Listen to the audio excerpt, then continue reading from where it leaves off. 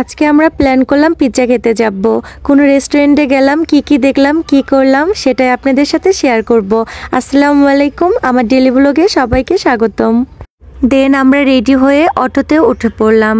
এখন আমরা চলে যাব। দেখেন রাস্তাটা কি সুন্দর, তাই না? দুই পাশে গাছ, প্রকৃতি আমার অনেক বেশি ভালো লাগছে, তাই আপনাদের সাথে একটু শেয়ার করলাম। আমরা এখন যাচ্ছি, এই তো রেশমি, সাথে আছে লামু। লামুকে আজকে অনেক বেশি কিউট লাগতেছিল।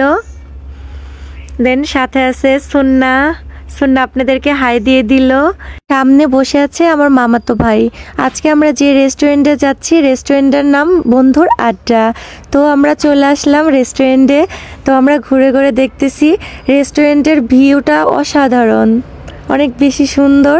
তার মধ্যে আমরা খাবারটা অর্ডার দিয়ে দিলাম, দিয়ে আমরা রেস্টুরেন্টটা ঘুরে ঘুরে দেখতেছি।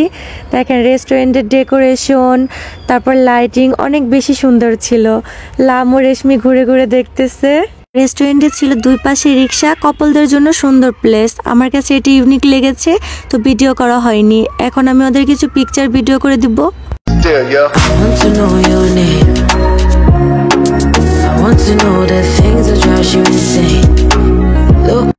আমাদের খাবারগুলো চলে আসছে।